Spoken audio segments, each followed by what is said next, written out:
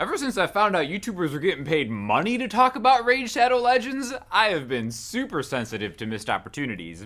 So today we're talking about how to never miss an opportunity to end a song as a true banger on guitar. If you've been paying attention to the channel recently, we've been getting back out there playing live stuff. We've been doing a lot of stuff outdoors, on the street even. And the great thing is you meet a lot of cool people. There are a lot of insanely attractive people just walking around and they're like, oh, guitar player, singer, what's going on? But shamefully, I mean, not shamefully, we get requested a lot of basic pop music. Not that there's anything wrong with that, but a lot of times I'll be in a position where I feel like I should be playing something a little more impressive, but I'm just playing like Ed Sheeran or Taylor Swift, right? And then the person I'll see walking by, I'm just kind of caught in this, oh, hey, yeah, C to G to C, right? So here's a little something you can do to kind of end stuff with an absolute bang. And we're going to do this in like different levels of spice, different levels of spiciness, all right? So let's say we're just getting the key of C, as all basic pop songs are, all right? Just kind of playing it C, C to A minor, F, back to C, right? And we need to end it here, that last C to G to C, okay? Tried and true, right? You have the 1 chord to the 5 chord to the 1 chord. If you're super saucy, you can go 1,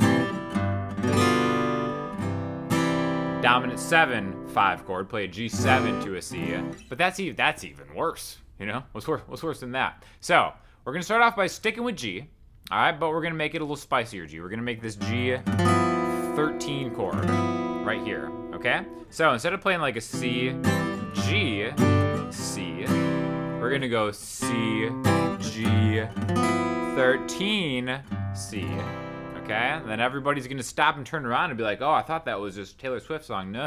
No, this is my interpretation, ladies. So your root is the same, it's still a G, right?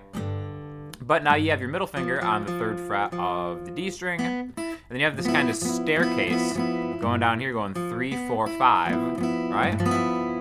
Still firmly in this key, we have a G, an F, a B, and an E, and that's gonna lead you back home, okay?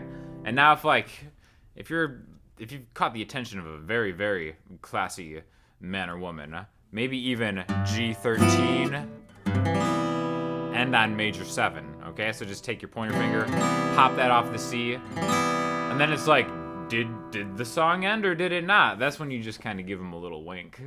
Actually, don't wink. Winking is creepy. I just had a conversation about this today. There's no way to pull off a successful wink. It doesn't matter how cool you think you are. If you wink at somebody, it's just creepy. So don't even practice winking. I don't even want to watch this video back because I know that I just winked.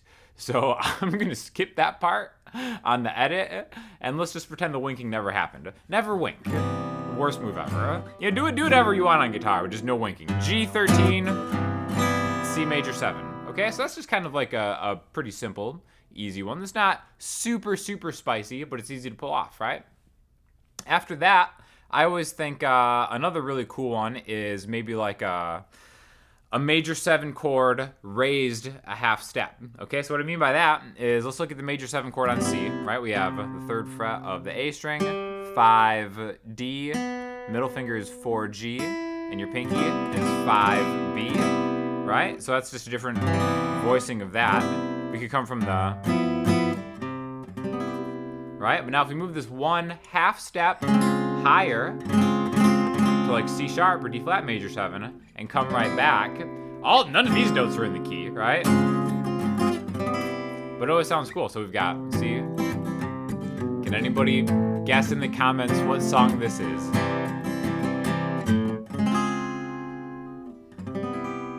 Right, that little curveball. Again, we're all about first you catch the eye, you make them slow down a little bit by not winking, but doing maybe like a head nod, maybe a little head shake, a little shimmy, and then be like, what, was that a mistake? No, I meant to do that all along. Half step up and back, okay? So I got a couple more, I got 2 more. The last one is one I just learned, I think on accident actually. But after this, we're gonna talk about a minor 4 chord, okay? So in this progression, we got C to A minor, to the 4 chord, F, to C,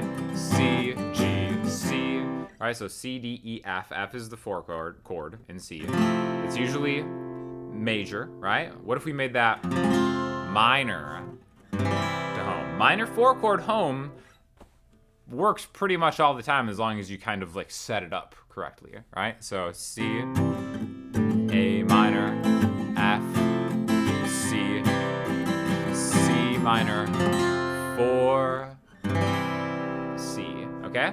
I think a more impressive one is actually to find a little higher up on the neck, right?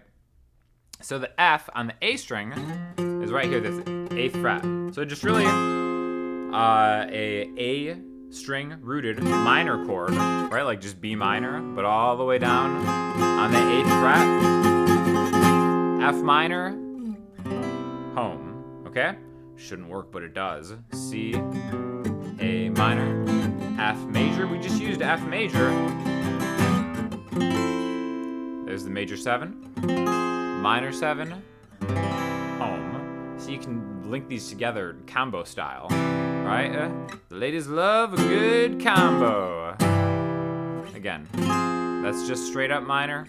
There. Okay, so we've got the 13 chord. We've got the major 7 chord a half step up. We have the minor 4 chord. In combo, here's the spiciest one, right? This chord is so spicy, nobody knows the name of it. Every time I look for it, I see something different, right? Looks like this right here. I think I first learned this chord in Waters of March, so it's kind of, I think of this as like a bossa nova chord. Or maybe, some people even say this is like F minor over B flat. Whatever, however you want to do it. Here's our root note, C, right? So we'll take your pointer finger on the C. So basically it's just lined up with the 3rd fret.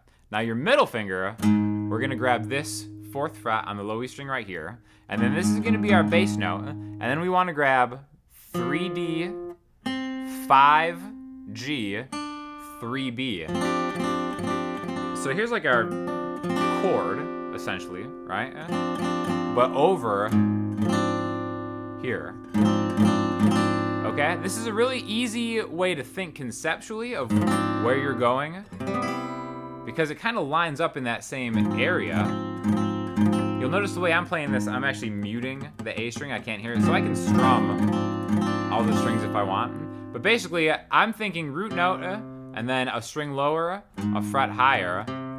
So basically, you're making kind of like the root note of the key that you're in a major 3rd of. This is just how I'm seeing it anyways. You know, there's probably people who know what they're talking about that do this better. But I'm kind of thinking major 3rd of there, right? See, so there's that connection. And then 3, 5, 7. So we got C.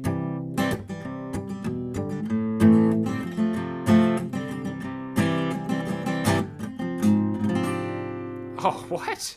And then ended on that major 7. Again, you can go pretty, like any power comes with great responsibility. You know what I mean? You can link these together way too much, right? You could do like a 2-5-1. So like D minor, G, C would be what the jazz people would tell you to do first. I don't like that. It's too prissy, right? We're trying to end with a bang. That's why we're trying to work on one chord. But again, if you like the combo, you could go A minor, F, C, G.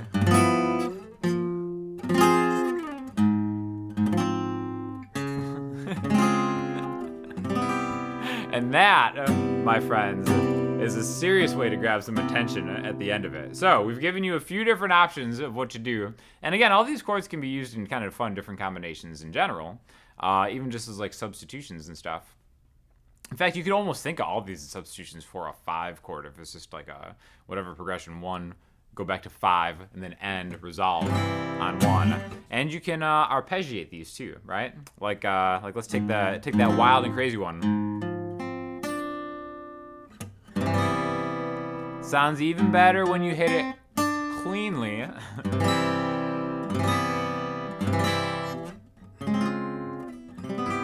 And then if you have no game as far as like being able to speak, just keep doing all these substitutions until it gets super awkward.